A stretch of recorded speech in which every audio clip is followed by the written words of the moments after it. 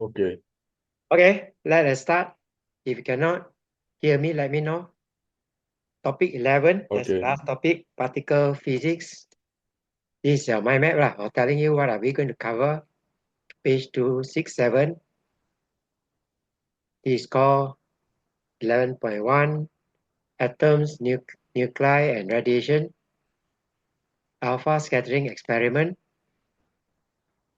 The result of alpha scattering experiment tells us that the nucleus is a small size. Nucleus is positively charged, that's all. Right? That's the mind map. You can summarize it to help you understand, and then from the alpha scattering experiment, we can develop a model of the atom, and then we can different atom we can represent it with a special notation. That notation X, A, Z. Z is the proton number, A is the nucleon number. Then we introduce the idea of isotopes. It has different N, same Z. Then from isotopes, we go to nuclear processes, nuclear reaction, writing nuclear equations, nuclear decay, alpha, beta, and gamma decay. Then 11.2, we go to fundamental particles, leptons and baryons. Right? Fundamental particles are electrons, neutrinos, and quarks. They are called leptons. Then baryons are neutrons and protons. And under A2, we study a bit deeper, mass excess and binding energy, radioactive decay. That's for next year. Right? So this is pictorial form what we are going to cover, a summary of what we are going to cover, the size of the nucleus and the atom, alpha scattering experiment, representing the atom. There's the syllabus. Right? There's your data and formula sheet. There's your data. These are things you need to know how to use for this topic.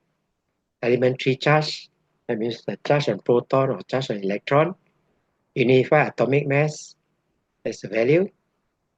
Rest mass of proton, rest mass of electron.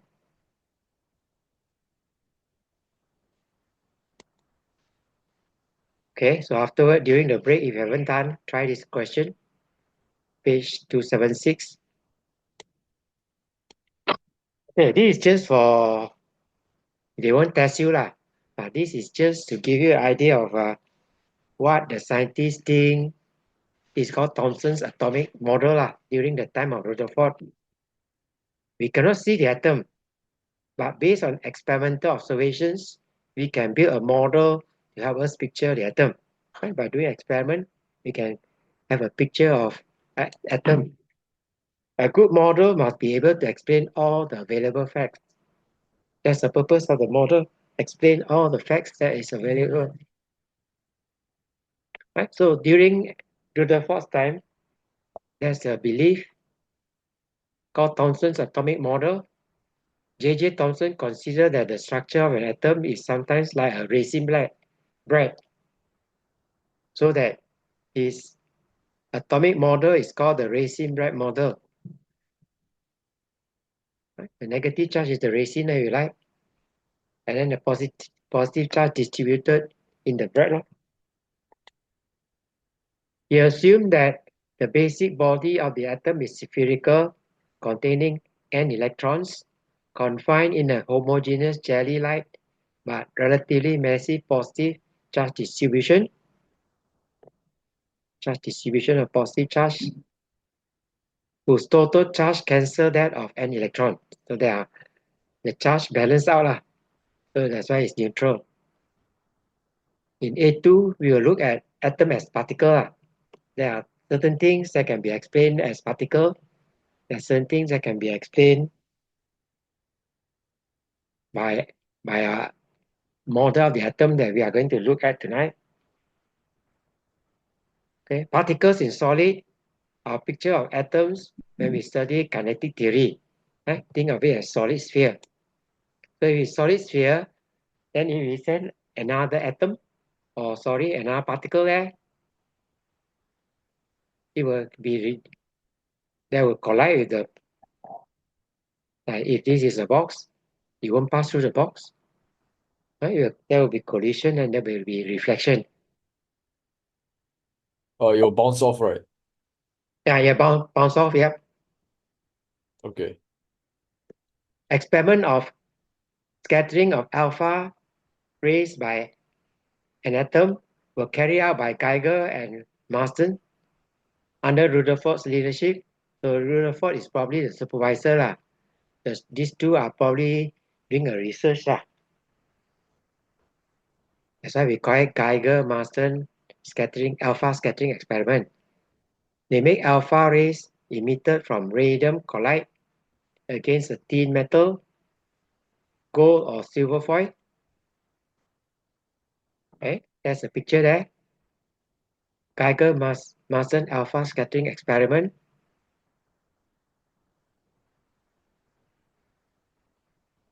There's your lab block where your radioactive source is placed inside. Then it gives out alpha. And there's your gold foil. Okay, we'll go and stage that. The experiment is done in an evacuated vessel. That means there's no air there lah.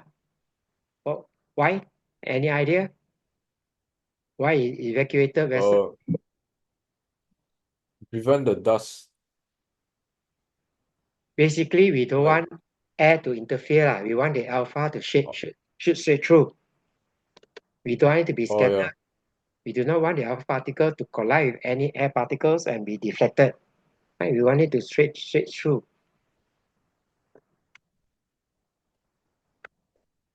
So roughly that is the experimental result lah, but very poorly drawn lah. Okay. This line is straight through lah, alpha going straight through, and this is the angle that we are interested in lah. Angle of scattering or angle of deflection lah, from the incident alpha line lah. Alpha is directed at a target, thin gold foil. Right? That's your alpha source, directed at thin gold foil. Thin foil so that it closes to a few layers of gold atoms. We don't want multiple collision lah. That's why we want it to be as thin as possible. If possible, one layer lah, but it can't.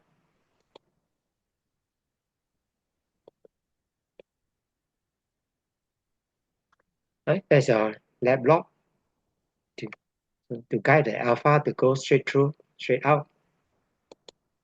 And then your screen, zinc sulfide screen, right? Alpha is when it hits the screen, it will give a tiny spark or scintillation lah. We cannot see alpha because it's too small. The scintillation also is too small. So we are interested in this angle. Right? That is the setup with the protractor lah, with angle graduated on the scale there, and then this microscope can move around.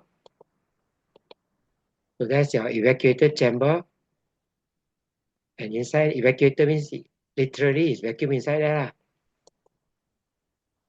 Right? There's a lead cavity, radioactive source or radium source is inside there. It gives out alpha particle. You want to direct it to a thin gold foil. That's your gold foil. And then this is called the theta is called the scattering angle. Right? That straight through is 0. And the angle is scattering angle measured from straight through. And then microscope eyepiece. We have to put a fluorescent zinc sulfide screen so that where the alpha hit it, you will see tiny spark lah. We need a microscope to magnify it. Right? We call it scintillation. Tiny spark of light is produced where the alpha hit the zinc sulfide screen. Microscope to see the tiny spark. Observe the scintillation What's an alpha particle? Any idea? Uh, I don't know how to explain. Helium nucleus. That means helium has lost 2 electrons, or we write as He2 plus. What's the aim of Oh, that? Okay, happy with that? so helium plus two Helium nucleus, electrons. we call helium nucleus or alpha. If you want to write as helium, then you have to have the 2 plus there. That means you have lost the 2 electrons. No? What do you mean by lost two electron? Usually helium is 2 proton, and then around it will be 2 electrons. No? So when alpha particle, we say that it's helium nucleus. No? That means it has lost the 2 electrons. No? Okay. Ionized if you like. It becomes positively charged. What's the aim of Geiger-Marson alpha scattering experiment? Any idea? Um,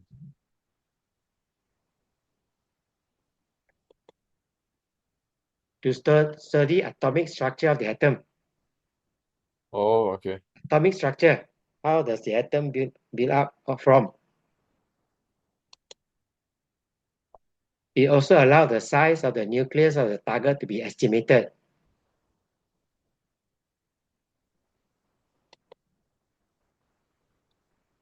Right? It's atomic structure. That means how do you build the atom? Not nuclear structure. We don't know much about nuclear, other than the nucleus is positively charged from the experiment. Does not tell us what is inside the nucleus, except that it's positively charged as all. Okay, so they are very patient. To sit down for hours to count. Alpha particles are directed at the target thin gold foil. That's a thin gold foil. Observe the number of particles at different angle of deviation, right? Or angle of scattering or angle of deviation, same thing. Right? This is straight through. So there's angle of deviation theta that we are interested in. What's the function of zinc sulfide screen? Can you remember? Uh, Wait, I thought it's gold.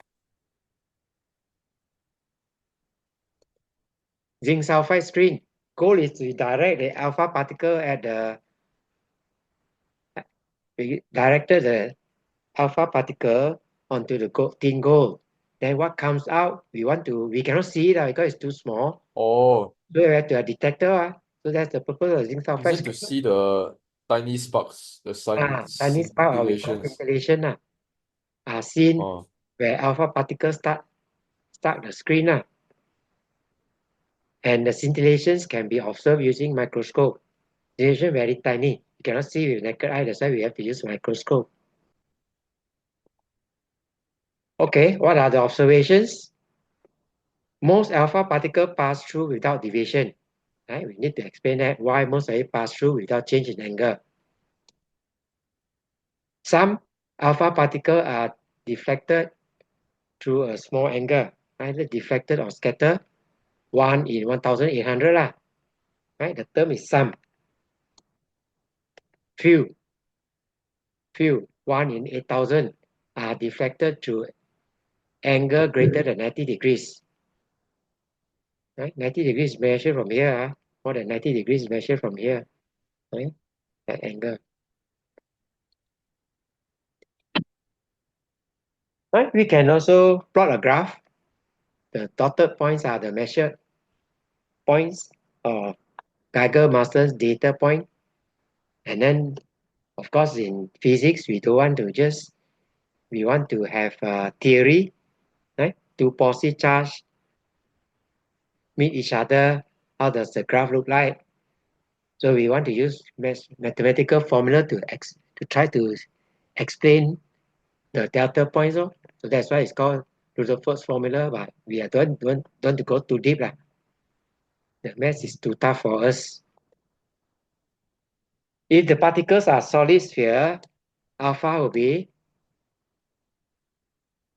then we will see normal atoms bounce off at 180 degrees. And then at an angle, when alpha particle hit the surface at an angle,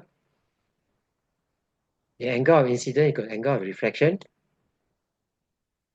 So what we want to explain, most alpha particles undeflected imply that the nucleus occupied a tiny volume of the atom. Right? The atom is made of empty space between the electron and the nucleus. Right? There's a picture lah, not that well drawn, because it will be too, if you want to draw proportional, it's too drastic lah, to see the nucleus will be too small. So most of it will go straight through lah. Right? Some of it will be curved. Most pass through undeflected, so that these two are far apart, the nucleus. Direct collision will be rare. Right? Rebound and reflection at certain angle. Right? Direct collision will be just that, where direct heat will be rebound back.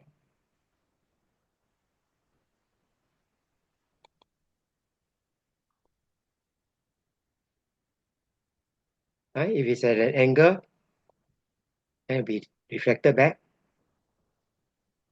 Right? That's where direct collision, or at an angle to the nucleus and nucleus collide. Okay. Internet is free to use, but be careful, right?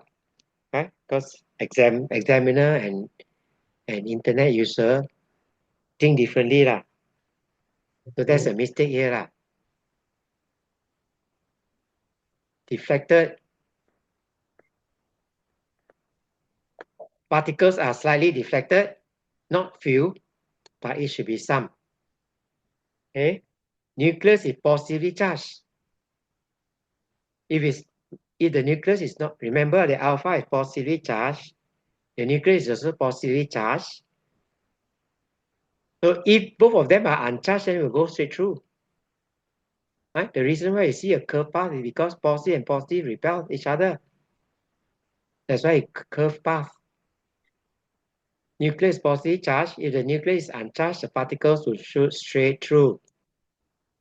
Repulsive force, positive alpha and positive nucleus repel each other. Repulsive force between two positive charge obeys inverse square law. Don't worry too much about the inverse square law you study in A2. There's the closer the positive charges, the larger or the greater is the deflection. Please explain the deflection at a different angle. Right? You study this formula in A2 That's it. Means by inverse square law R square. R is the distance between the two positive charge Rebounds, right? Reflected back. Correct Few alpha particles bounce off nucleus. Alpha particle rebound from the foil must have moving towards a nucleus head-on collision. Right? Head-on collision rebounds back. Okay, now we are going to try to draw it. The path A, alpha particle is very far away from the influence of nucleus. Path B particle is near the nucleus. Path C particle is approaching nucleus directly or head-on. Okay, so this is far away. These are different distance, quite close to the gold nucleus. This is direct head-on collision. So you should be able to draw the path. There's a repulsive force between alpha particle. Remember, alpha particle is positively charged, and gold nucleus. Gold nucleus is also positively charged. Okay, so that's the path you will go, because as it comes closer to it, there's going to be repulsive force between alpha and the gold nucleus. That's why it's deflected that way. If alpha is closer to the gold nucleus, the deflection will be more.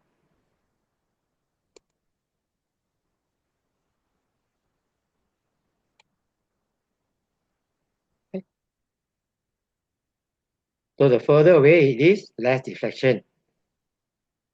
If it's too far away, the influence of repulsive force is negligible. So it goes straight through. If it's head-on collision, it rebounds back. Any comments so far? Or anything not clear? No. Okay, right? A is far away. Repulsive force is negligible. Explain whether electrons or gold atoms affect the path of alpha particle.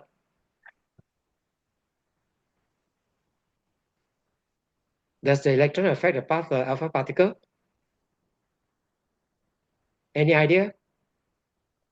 No. Why no? Because electrons mass very small. Good. Very good. Yes. Mass of alpha for you. We will introduce that in a while for you. Or atomic mass unit lah.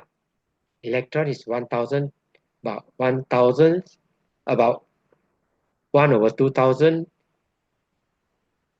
atomic mass unit lah. That means the difference in mass is different in ratio is about 8,000 times lah. So it's just like a big truck knocking a car lah. The car will just fly off. No?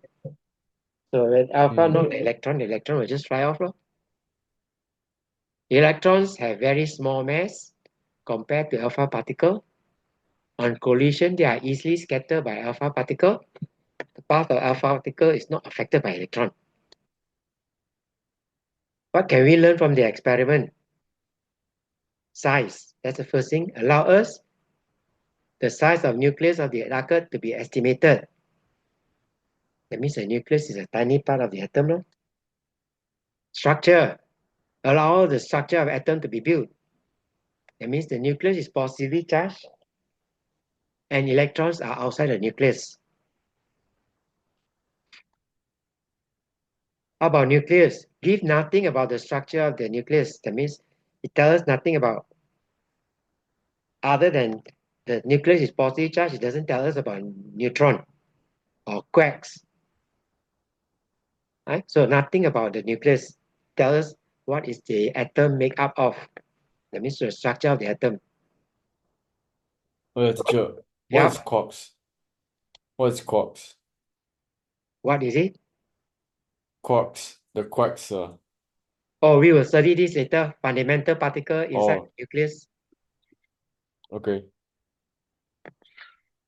Tomorrow probably lah. Right? This is just to help you understand lah. How would you estimate the size of the nucleus as compared to the atom? Oh, we can put a nucleus there and build it up.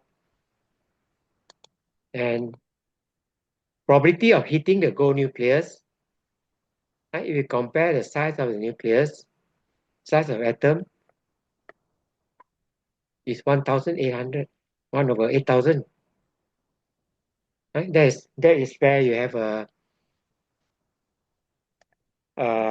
1 in 8,000 bounce off, no? Right? So we can estimate it's about 10,000 times smaller. Nucleus is 10,000 smaller than the size of the atom. Right? So it allows us the size to estimate, compare the size of the nucleus to the size of the atom. Okay. So that's a modern view of the atom. But Rutherford's model is called model of the atom. It's called nuclear model of the atom. All atoms are positively charged. All the atoms' positive charge is concentrated in the relative small volume called nucleus. So that's all we know. The nucleus is positive charged. Very tiny, of course. This is a poor picture. Electron is far away. Most of the atom's mass is concentrated in nucleus. The electrons surround the nucleus at relatively large distance. So you must be able to explain what is a nucleus.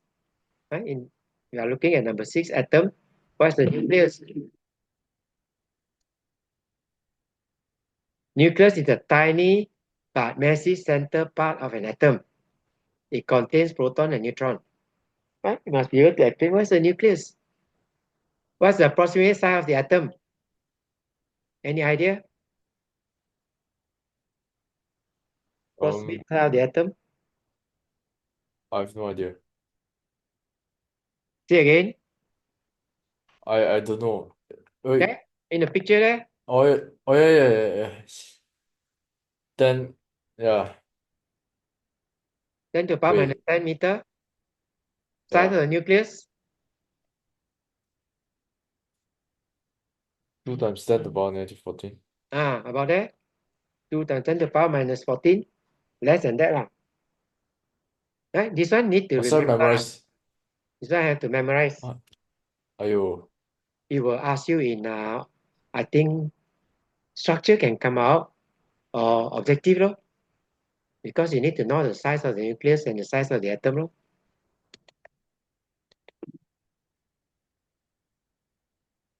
A proton is a positively charged particle found in the nucleus. It's the nucleus of the smallest atom, hydrogen. Neutron. Neutron has no charge and is found in the nucleus. It has about the same mass as a proton. Remember, alpha scattering experiment tell us that the nucleus is positively charged only. That's all. Positive charge, that's all. Doesn't tell us that there's a neutron in the nucleus. What's a nucleon? A lot of terms you are using lah. So you have to memorize it to remember. A particle in the nucleus, it can be a proton or it can be a neutron. Okay, comparison of the electron, proton, and neutron. If we consider the electron as negatively charged, E, proton will be E, neutron will be 0, no charge. Relative mass, if we take electron as 1, right? That's the exact figure. Right? So you can round it off to about 2000. No? Atomic mass unit, they don't expect you to memorize it. Lah. Right? It's very small for electron. And proton and neutron is about roughly the same. Lah. Neutron slightly higher mass than proton. Mass of proton is approximately the same as neutron. Mass of proton is about 2000 times larger than the mass of an electron. Right? About 2000 times. About 2000 times. Okay, now we want to represent the nucleus. X, right? We are going to be cut off in 10 minutes time. So just remember that. Okay. Chemical Shall symbol. we continue? Yeah, after that we will take about 15 minutes Okay. for you to do the work. And then we'll continue another session. No? X is the chemical symbol. A is the mass number or nucleon number. Z is the proton number or atomic number. Right? Example. This is another way of writing, but this is not our way of writing. Right? A level is this way, on the left hand side rather than on the right hand side. This carbon. Mass number A is the total number of nucleon in the nucleus. It means the total number of proton and neutron. A major characteristic of the atom is the atomic number. Right? Each atom has different atomic number, which is defined as number of proton. Neutron number N is the number of neutron in the nucleus of an atom. So mass number equals to nucleon number plus your proton number.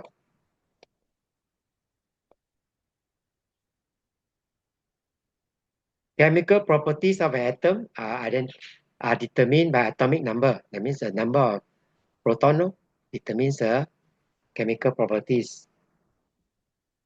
Number of proton in an atom is constant. Different atom has different number of proton. In neutral atom, number of proton equals the number of electron. Right? A lot of things for you to learn, a lot of things for you to remember. Atomic mass unit. Right? The old symbol is AMU lah. New symbol is U lah. It's based on carbon 12 scale. Carbon 12 has 6 protons and 6 neutrons. Sample of pure carbon 12 are much more easier to obtain than pure hydrogen. Okay with that? Okay. Unit is used to measure mass of proton, neutron, and electrons. It's more for convenience rather than every time write 10 to the power minus 14 or 15. No? It's a convenient unit to use for proton, neutron, and electron. Is the average mass of a proton and neutron in the nucleus. Okay, one atomic mass unit is defined as 1/12 mass of an atom of carbon 12. 12 grams of carbon 12 contain 6.03 times 10 to the power 23 atom. The mass of one atom, you just divide, change it to kilogram. 12 times 10 to the power minus 3 kilogram divided by 6.03 times 10 to the power 23.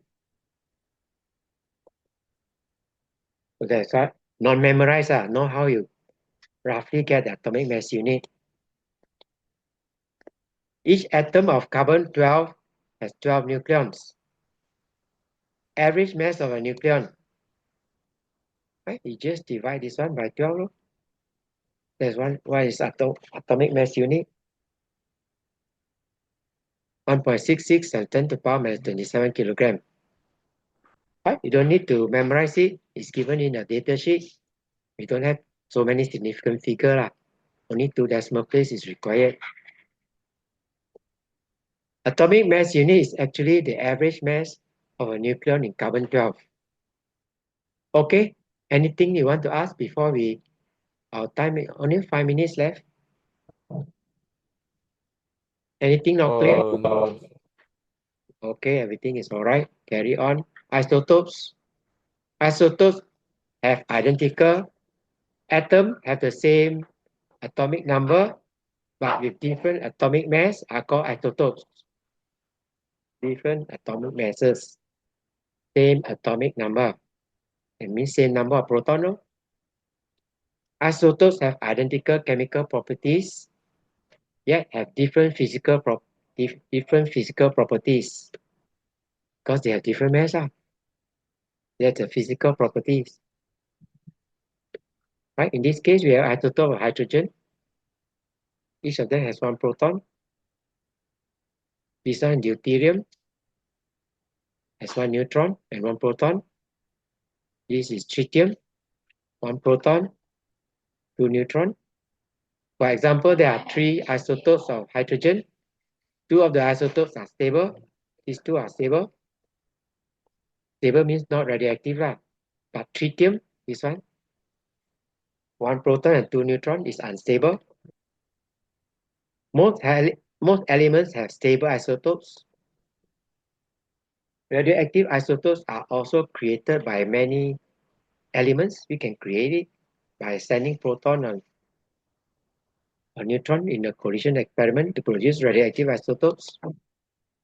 Right? These are different atoms, different isotopes of hydrogen, helium, and lithium. Right? The red one is a proton. Hydrogen all have 1 proton, different number of neutrons as well. Deuterium has a proton and a neutron. Right? This one is 1 neutron, it's 2 neutron. Tritium has 2 neutron. Right? Tritium is a neutron. Isotopes of carbon. Right? These are 2 isotopes of carbon. This one is radioactive. 14 is radioactive. This is stable. Total number of nucleons, protons, and neutrons in the atom is the atomic mass number. The value is denoted by the symbol A, right? Nucleon number or atomic number, atomic mass number. Okay, so that is what we have covered today. Size of the nucleus, about that. Size of the atom, about 0.1 nanometer. And then the nucleus, small and massive center of the atom. Nucleons, particle in the nucleus. Right? This one is given in your data sheet. The mass of the electron and charge on the electron. Mass of proton is also given, and charge on a proton. Mass of neutron is about the same, but no charge. How to represent the nucleus with a chemical formula X. Okay, next part we will go is nuclear processes. So you Google nuclear processes.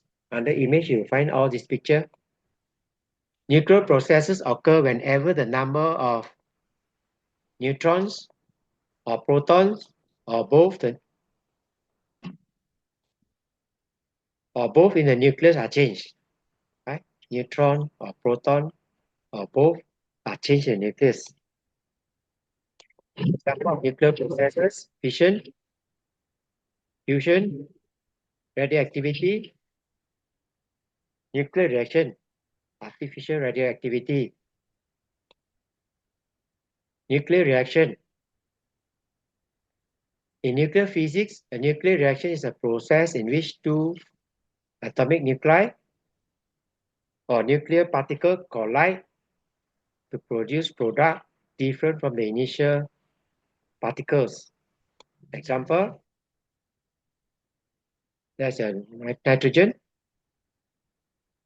This is an alpha particle. Collide. Nuclear reaction bombarding nitrogen atom with alpha particle.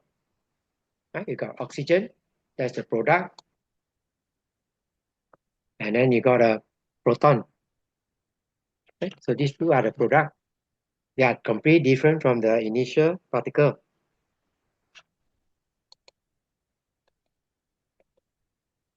In principle, a nuclear reaction can involve the collision of two or more nuclei,